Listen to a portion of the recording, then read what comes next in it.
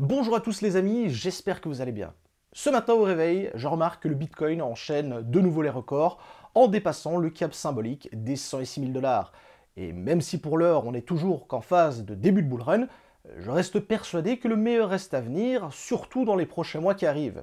Mais par le passé, malgré une hausse importante du marché des cryptos, eh bien j'ai quand même réussi à passer à côté de celui-ci, alors que les crypto-monnaies enchaînaient ATH sur ATH. À la base, dans cette vidéo, je devais vous présenter ma plus grosse erreur que j'ai réalisée lors du cycle précédent. Sauf qu'en écrivant la vidéo, je me suis rendu compte que ce n'était pas une très grosse erreur que j'avais commise, mais plutôt 5 erreurs plus petites qui m'ont amené à passer totalement à côté du cycle précédent. Aujourd'hui, j'ai donc décidé de vous raconter mon histoire au travers de ces 5 erreurs, afin de vous éviter autant que possible que vous ne les commettiez à votre tour, mais également les différentes solutions que j'ai pu mettre en place pour éviter justement de recommencer ce cycle infernal. Bref, aujourd'hui je vous explique tout ça en vidéo, alors c'est parti.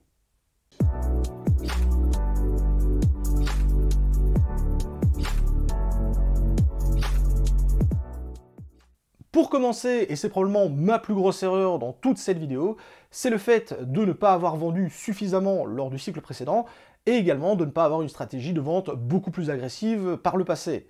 Alors le marché il était très simple, c'est le fait que l'ensemble des crypto-monnaies était en train de prendre de la valeur, et comme tout le monde, je voyais que jour après jour, le marché ne cessait d'augmenter. J'avais donc pas envie de vendre ma crypto-monnaie au jour 1, sachant que le jour 2, elle allait valoir un peu plus, et le jour 3, encore plus. La bonne nouvelle dans cette histoire, c'est que, malgré le fait que ça n'a cessé d'augmenter, j'ai quand même réussi à vendre une toute petite partie lors justement de cette hausse. Et c'est bien là justement tout le problème, c'est que lorsque le marché a commencé tout doucement à se retourner, je n'avais vendu que 15 à 20% de ma position totale, alors qu'en réalité, j'aurais dû déjà être à plus de 80%. L'ajouter à ça le fait que, lorsque le marché a commencé à se retourner, je pensais de mon côté que c'était une simple correction, et donc quand on a connu des jours et des semaines de hausse, c'est quand même difficile de se dire je vais vendre sur une baisse, et la grosse problématique là derrière, c'est que avec une mauvaise strat et accessoirement un ego un petit peu mal positionné sur le fait de ne pas vouloir vendre sur une baisse, eh bien je me suis retrouvé avec 80% de mon bag alors que le Bitcoin repassait sous la barre des 40 000 $. Et je vous rappelle que lors du cycle précédent, l'ATH il était à 69 000 $, donc j'avais largement le temps de vendre. Et là vous avez donc un biais psychologique qui s'enclenche et qui est extrêmement désagréable, de se dire, bah oui, mais je vais pas vendre mon Bitcoin en dessous de 40 000 $, alors qu'il y a encore une semaine, il était à 69 000.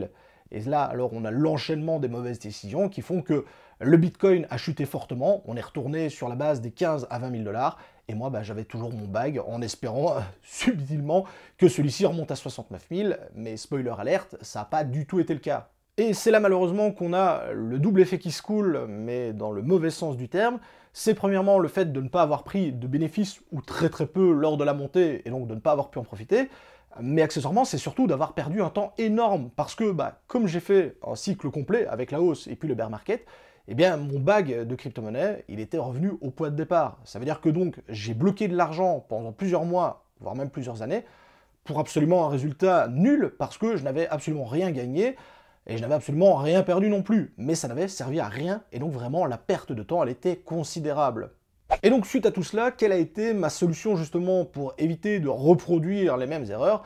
Eh bien clairement, la numéro 1, c'est de mettre en place une stratégie, et c'est pour ça que je vous bassine autant avec ça, mettez en place une stratégie, et surtout de vous y tenir, parce que c'est bien beau de mettre une stratégie en place, mais si vous ne la respectez pas, ça ne servira absolument à rien. Et d'ailleurs, si vous êtes à la recherche d'informations sur justement cette stratégie que j'ai mis en place, eh bien je vous en parle dans cette vidéo, n'hésitez pas à y jeter un coup d'œil. On va développer tout ça au cœur même de cette vidéo, donc ici je m'arrête là pour le moment, mais on en reparle juste après, croyez-moi. Ma seconde erreur, elle est liée à la première, c'est le fait d'avoir réinvesti beaucoup trop tôt les gains que j'avais générés. Parce que je vous l'ai expliqué juste avant, malgré la hausse, j'ai quand même réalisé quelques petits bénéfices, mais mon gros problème, c'est d'avoir réinvesti directement ces bénéfices sur le marché, sans attendre justement le retour du bear market. Pour vous dire, je me souviens avoir vendu du Bitcoin à 65 000 $, donc pour le coup, j'étais pas trop loin de l'ATH. Le problème pour moi, c'est que j'ai réinvesti la totalité de ces gains que j'avais générés lorsque le Bitcoin est passé à 60 000 $. Et là, pour le coup, c'était beaucoup trop tôt, notamment sur le cycle précédent. Vous le savez, normalement, si vous me suivez depuis un moment, je ne suis absolument pas trader au niveau du marché des crypto-monnaies. Moi, je suis un simple investisseur. Et réaliser ce genre de move, honnêtement, c'était extrêmement risqué, surtout dans ma situation. En réalité, ma solution, elle est très simple. C'est lorsqu'on est en bear market, c'est le moment où je dois normalement acheter des crypto-monnaies et faire grossir mon bag. Et lorsqu'on passe en bull market, comme c'est le cas à l'heure actuelle, je dois décharger mon bag et prendre des profits. Et pas commencer à vouloir optimiser mes bags en me disant, tiens, je vais faire grossir ma position, ça me permettra de revendre plus haut par la suite, etc., etc. C'est pas du tout de mon ressort, c'est pas du tout à mon niveau. Moi, vraiment, il faut que je distingue ces deux phases du fonctionnement du marché et que, en fonction du moment dans lequel on est dans la phase du marché, je réalise une opération plutôt qu'une autre. Et là, de nouveau, on est sur un problème de sensation et de ressenti vis-à-vis du marché, parce que, il n'y a pas de miracle, hein. Quand la totalité du marché est en train de monter, n'importe lequel d'entre nous peut être un trader et un trader expérimenté. Entre guillemets, tout le monde gagne de l'argent, et donc on sent pousser des ailes, et on peut réaliser des mauvaises opérations. Et donc, la phase de réaccumulation et de rachat, eh bien, elle se fera tout simplement lorsque le cycle sera terminé, et qu'on aura de nouveau le retour du bear market. Mais encore une fois, pas vouloir acheter trop tôt, mais attendre vraiment que celui-ci s'installe. Et là-dessus, il n'y a pas de miracle, hein. Le bear market, ça dure pas 2 semaines, ça dure plusieurs mois, voire plusieurs années. Donc j'aurai largement le temps de réacheter des crypto-monnaies et de reconstituer des bags à ce moment-là. Ma troisième erreur est directement liée à la précédente dont je vous viens de parler, c'est le fait d'être all-in ou en quasi all-in tout le temps et de ne absolument pas avoir de cash de côté. C'est lié, hein, comme je vous le disais à la phase précédente, le fait d'avoir réalisé très peu de gains lors du cycle de hausse et d'avoir réinvesti beaucoup trop tôt font que lorsque le bear market est arrivé, j'avais pratiquement plus de cash, plus de stablecoin de côté. Et pire encore, je me suis même retrouvé à devoir faire les fonds de tiroir en jonglant avec les rewards du minage et des nodes pour tenter de générer un peu de cash et essayer de profiter de ce que le bear market avait à nous offrir. Parce que là, on est probablement face à l'une des pires sensations qui existent lorsqu'on est un investisseur sur le marché des crypto-monnaies, c'est le fait de voir des opportunités d'investissement qui nous passent sous le nez, tout simplement parce qu'on n'a plus de cash à disposition pour justement essayer d'en profiter. Et donc ici, la solution, elle est très simple, mais accessoirement, elle est très difficile à mettre en place, c'est le fait de toujours avoir un fonds de roulement en stablecoin de disponible, et donc indirectement d'avoir du cash de dispo, pour justement pouvoir profiter des opportunités. Dans un monde idéal, il faudrait que lorsque l'on arrive en bear market, je sois quasiment à 100% de stablecoin, ou en tout cas beaucoup, hein, par exemple 80% de stablecoin, et que, en fonction de l'évolution du bear market, eh bien, j'achète progressivement des différentes crypto-monnaies, et que, à la terme, et donc à la fin du bear market, en attaquant le prochain cycle, partant bien entendu du principe que les cycles se répètent, eh bien, d'avoir toujours, malgré tout, entre 10, 15%, voire 20% pour les plus téméraires, de stablecoin encore de disponibles pour notamment pouvoir profiter de certaines opportunités d'achat qui peuvent arriver. Vous le savez, hein, on n'est jamais à l'abri d'un flash crash sur une crypto-monnaie, sur un projet en particulier, à cause de mauvaises nouvelles ou autres, et donc ça peut être d'excellentes opportunités, ce qui fait que si, en fin de bear market, vous êtes de nouveau en all-in et que vous n'avez plus de cash, eh bien vous allez vous retrouver avec le même problème, c'est-à-dire que vous n'aurez plus de liquidité pour profiter de ces opportunités. Donc toujours avoir un petit peu de stablecoin dans le portefeuille, ça reste une excellente solution pour justement lutter face à cette problématique.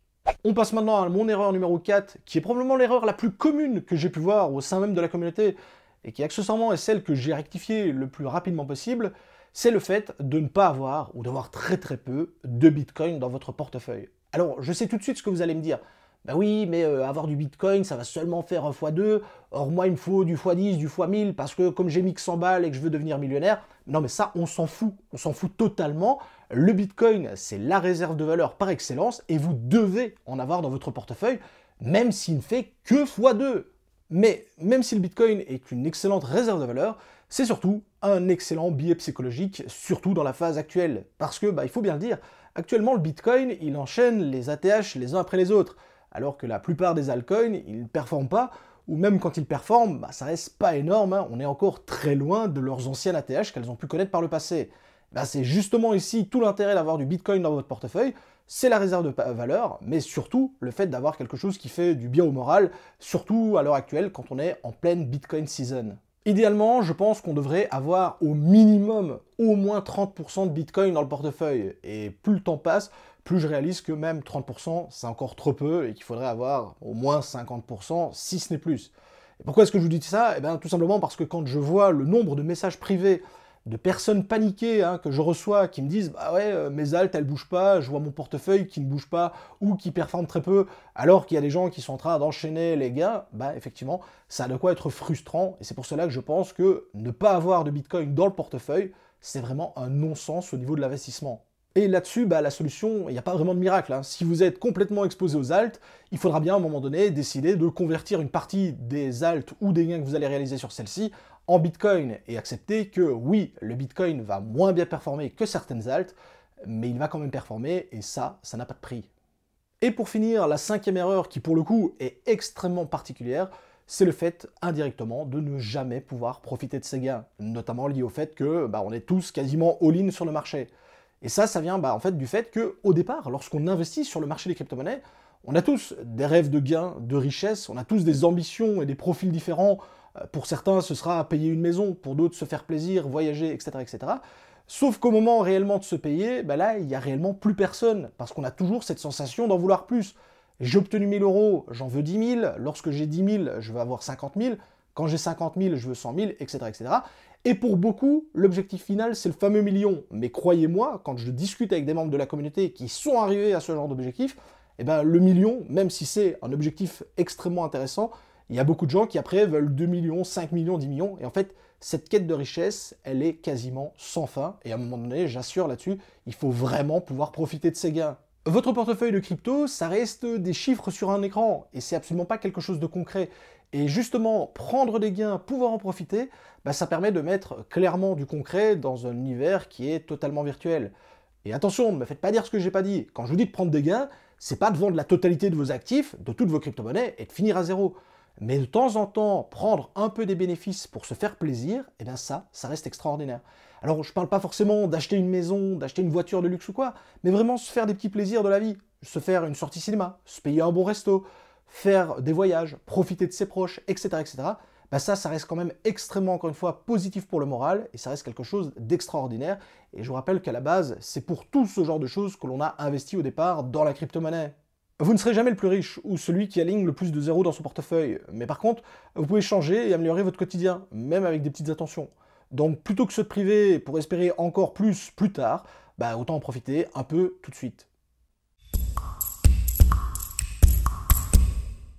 Et donc en conclusion, qu'est-ce qu'il faut faire? En fait, j'ai répondu un peu à cette question tout au long de la vidéo, et normalement vous l'avez compris, l'objectif principal pour éviter de recommettre tout ce genre d'erreurs et éviter les mauvaises surprises, c'est de mettre en place une stratégie et surtout de vous y tenir. Et c'est pour ça que je vous bassine autant avec votre strat et le fait de s'y tenir depuis des années, parce que je pense vraiment que c'est la meilleure solution pour mettre un maximum de chances de votre côté, surtout sur ce type d'investissement qui est par excellence extrêmement volatile. Et forcément, en fonction de votre affinité au risque et de la taille de votre portefeuille, votre stratégie ne sera absolument pas la même que quelqu'un d'autre. Et c'est justement ça qui fait tout l'intérêt. Votre stratégie, elle est unique, elle est propre à vous-même. Et surtout, n'oubliez jamais que prendre des profits, même des profits trop tôt, ce n'est absolument pas une erreur. L'erreur, ce serait justement de ne pas en prendre et de vous retrouver en bear market avec exactement le même bag. Ça, clairement, ce serait votre plus grosse erreur. Sur ce, je vous souhaite à tous les meilleurs investissements possibles dans le monde des crypto-monnaies. C'était M. TK. Ciao les crypto-fans.